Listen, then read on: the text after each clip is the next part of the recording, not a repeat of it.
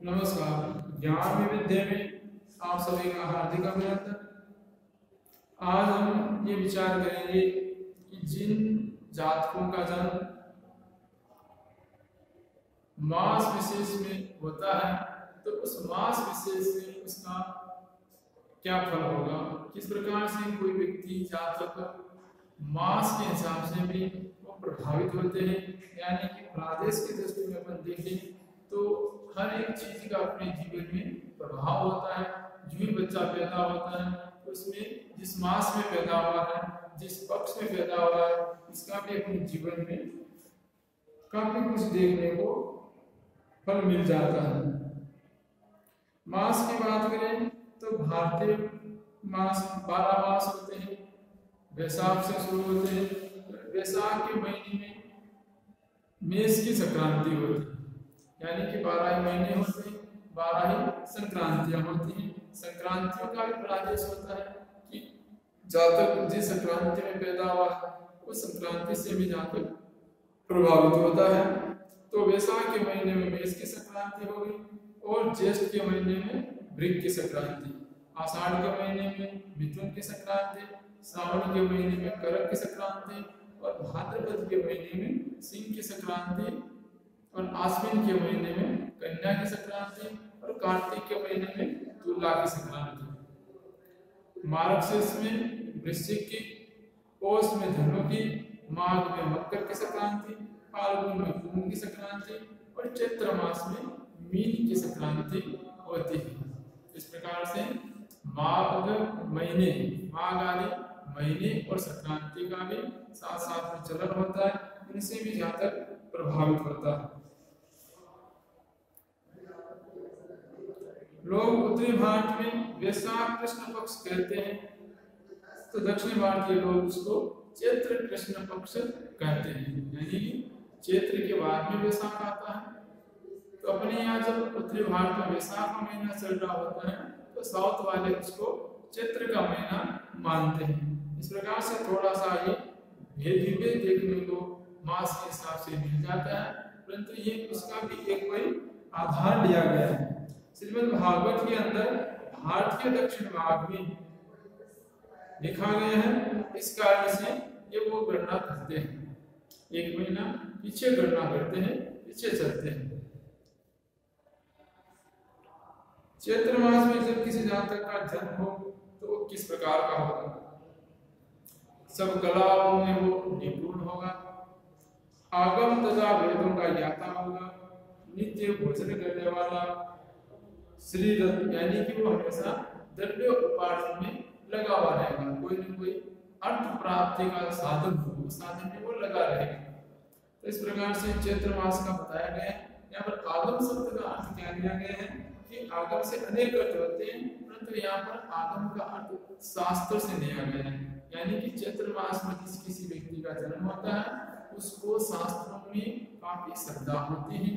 वेद पुराण इत्यादि जो शास्त्र है इनके प्रति उनकी जो सोच है वो काफी सकारात्मक होती है।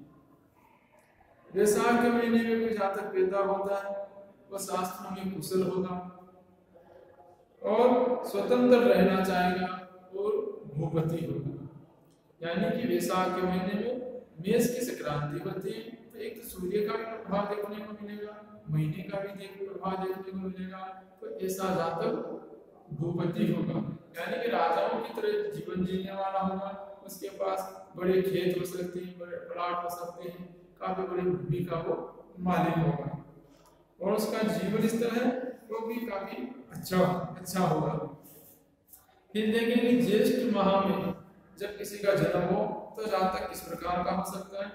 ज्येष्ठ के महीने में जातक को दीर्घायु बताया गया है, धनवान बताया गया है, पुत्र पुत्रवान बताया गया है, मंत्र क्रिया में काफी विद्वान होगा। यानी यदि आपका जन्म ज्येष्ठ मास में हुआ है तो आपको कई मंत्रों की जानकारी हो सकती है कि भाई किस किस कार्य में कैसे कैसे मंत्र काम में लिए जा सकते हैं। इस प्रकार से मंत्र विशेष के बारे में एक पुस्तकें पढ़ने में आदि भी रुचि होगी।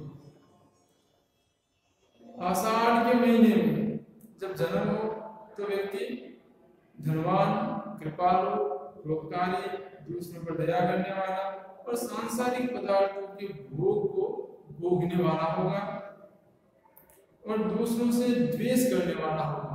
कुछ लोगों की ऐसी स्वभावतः जन्मजात ऐसी प्रक्रिया समाहित होती है कि वो किसी से भी लड़ाई कर ले, झगड़ा कर ले, द्वेष पैदा कर ले। जिन लोगों का जन्म आषाढ़ी महीने में होता है वो प्राय झगड़ालू प्रवृत्ति के होते हैं। वो देखने में तो बड़े झगड़ालू ना लगे, परंतु जब लंबे समय तक बात करेंगे तो आप निश्चित रूप से पहचान जाओगे कि वह इस व्यक्ति को ये चलते चलते अच्छी अच्छी बातें करते करते पता नहीं क्या हो जाता है, लास्ट में वे किसी न किसी बात को लेकर के वो विवाद पैदा कर देता है, झगड़ा पैदा कर देता है।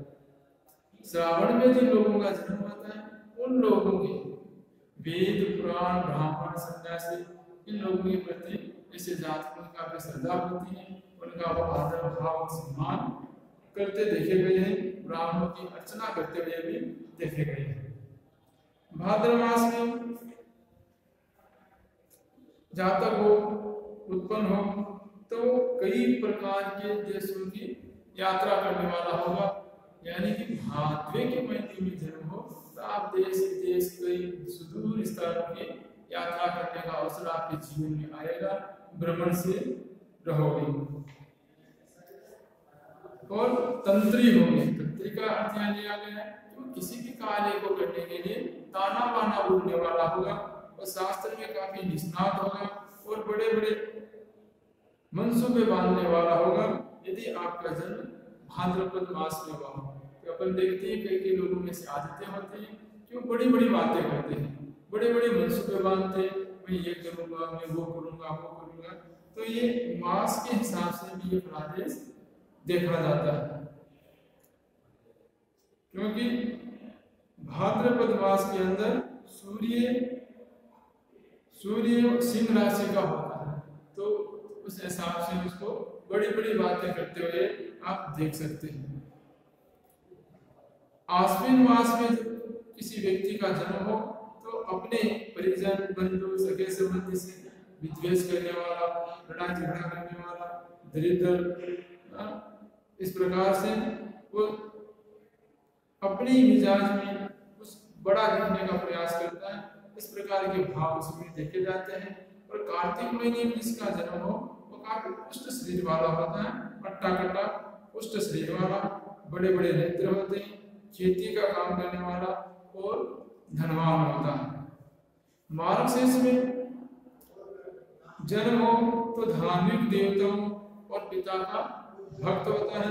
पौष मास में जन्म हो तो उस व्यक्ति की ऊंची नाक होगी, धनवान होगा, गुण युक्त और काफी बलवान होगा। माघ में जन्म हो तो दुष्ट बुद्धि, अति धार्मिक आचरण करने वाला होगा और गाने का काफी शौकीन होगा। इस प्रकार के इसमें लक्षण देखने को मिल जाते हैं। अब पक्ष फल में बताया गया है, जब हमारा जन्म होता है तो उसमें ये भी देखा जाता है कि वो कौन से पक्ष में जन्म हुआ।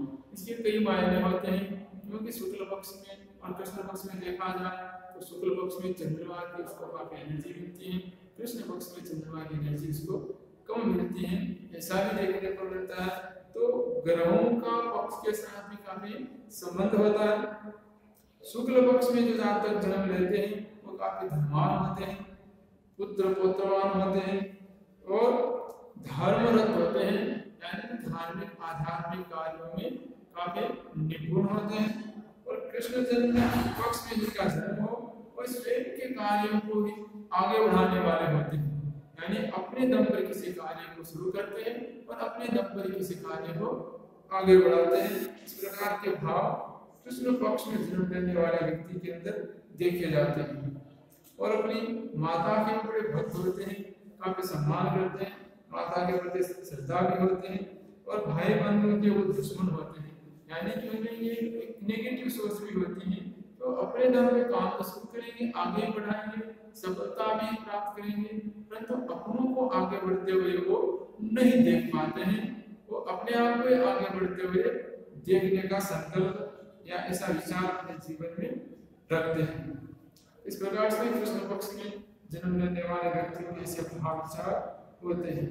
अब देखेंगे काल बलम, समय का बलम। यानी कि आपका जन्म सुबह हुआ है, शाम को हुआ है, दोपहर का हुआ है, या शाम से थोड़ा बाद में हुआ है, मध्य रात्रि में हुआ है, या सुबह भोर में, सुबह अर्ली इन द मॉर्निंग यानी कि ब्रह्म मुहूर्त में आपका जन्म हुआ है। इस प्रकार से अपन कालक्रम के हिसाब से भी 24 घंटे को अपन 6 भागों में डिवाइड कर सकते हैं। तो इसमें प्रत्येक समय में जन्म का भी एक अपना विशेष महत्व होता है, वो भी एक आध गुण है किसी भी व्यक्ति के अंदर देखे जा सकते हैं। जैसे सबसे पहले शुरुआत करते हैं प्रातःकाल, प्रातःकाल के बाद फिर आ जाता है मध्याह्न, मध्याह्न के बाद फिर आ जाता है अपराह्न, और अपराह्न के बाद फिर आ जाता है सायंकाल, और सायंकाल के बाद फिर आ जाती है रात्रि यानी कि मध्य रात्रि, संपूर्ण रात्रि। फिर रात्रि का उत्तरार्ध होता है तो ब्रह्म मुहूर्त आ जाता है जो कि सूर्योदय से पहले होता है। तो आपका जब इसी कालक्रम में किसी न किसी समय में जन्म हुआ होगा तो उस हिसाब से भी अपन इसका प्रादेश कर सकते हैं। यदि मान लो आपका जन्म प्रातःकाल में हुआ है, सुबह जल्दी हुआ है, तो धर्म में निरत रहने वाला व्यक्ति होगा, सत्कर्म से अपनी आजीविका चलाने वाला और सुखी व्यक्ति होगा। यदि सुबह जल्दी सूर्योदय के बाद में आपका जन्म हुआ है, मध्याह्न से पहले और सूर्योदय के बाद में जन्म हुआ है तो प्रातःकाल। यदि मध्याह्न में जन्म हुआ है, दोपहर में जैसे मान लो 10, 11, 11:30 बजे के बाद में जन्म हुआ है तो दोपहर का समय आ जाता है। तो उस समय यदि जन्म होता है तो वो भी व्यक्ति राजा के तुल्य होता है, राजा के समान काफी सुख भोगने वाला प्रतिष्ठित व्यक्ति होता है, क्योंकि उस वक्त सूर्य काफी ऊपर की ओर चढ़ रहा होता है, ऊर्जा सूर्य की काफी अच्छी मिल जाती है। इस वजह से यदि आपका जन्म अपराह्न में हुआ है यानी कि दोपहर बाद और सूर्यास्त से पहले अपराह्न में हुआ है तो व्यक्ति धनवान होता है, ये भी अच्छा है प्रादेश। और यदि जन्म सायंकाल में हुआ, सायंकाल में जो लोगों का जन्म होता है तो नाना प्रकार के सुगंध युक्त पदार्थों का सेवन करने वाले, शौकीन रहने वाले, यानी परफ्यूम आदि से, इत्र आदि से, फूलों से और से, इन सब से उनको काफी लगाव होता है। और स्त्रियों के लिए ये चंचल चित्त वाला एक विलासी और भोगी व्यक्ति होता है। उनका जन्म सायं संध्या को, इधर उधर घूमने वाला, यात्रा करने वाला, इस प्रकार का व्यक्ति होता है। और जिन व्यक्ति का जन्म मान लो रात्रि में हुआ है तो वो कैसे होंगे? जिनका जन्म रात्रि में होता है वो भी इसी प्रकार के भोगी और चंचल स्वभाव वाले होते हैं। और जिनका जन्म रात्रि के बाद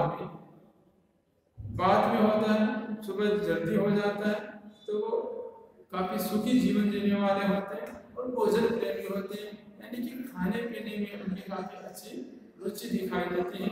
केवल ये खा ले, वो खा ले, वो ये बना ले, वो बना ले, तो वो खाने के काफी शौकीन होते हैं। नए वस्त्र पहनना, अच्छे मकान, भवन, वृत्ति आदि का सुख उनके जीवन में प्राप्त होता है। अब इसमें ये भी बताया है कि मध्याह्न क्या है। जातक का जन्म मान लो ठीक मध्याह्न में हुआ, ठीक मध्याह्न का तात्पर्य ये लगाएंगे जैसे मान लो ठीक 12 बजे मध्याह्न होता है तो उसका आधा घंटा पूर्व, आधा घंटा पश्चात, यानी कि 11:30 से 12:30 के बीच में जो सूर्य का जो दिन का जो मध्य भाग होता है उसका आधी घंटा पूर्व पश्चात का 1 घंटा का जो समय होता है ये मध्याह्न का समय होता है। इसी प्रकार से अपन रात्रि में भी ये देखेंगे, रात्रि का जब मध्याह्न होता है 12 बजे, तो 12 बजे से पूर्व और पश्चात के यदि आधा घंटा लेंगे तो वो रात्रि का मध्याह्न कहलाएगी। तो मध्याह्न, रात्रि के मध्याह्न या दिन के मध्याह्न, दोनों मध्याह्न में यानी मूल मध्याह्न में 12 बजे के आसपास जब किसी का जन्म होता है तो वो काफी अच्छा माना गया है। ज्योतिष में उसको एक बहुत बड़ा राजयोग की तरह देखा गया है, यानी कि रात्रि या दिन के मध्याह्न में, मूल मध्याह्न में उनका जन्म होता है। ऐसे जातकों को जीवन में राजा की तरह सुख भोग करने का एक अवसर अवश्य मिलता है, यानी कि ऐसे लोगों के पास बड़े भवन हो सकते हैं, बड़ी जायदाद हो सकती है, काफी धनवान होंगे और काफी प्रतिष्ठित होंगे, लोग उनके आगे पीछे उनका काफी सम्मान करेंगे।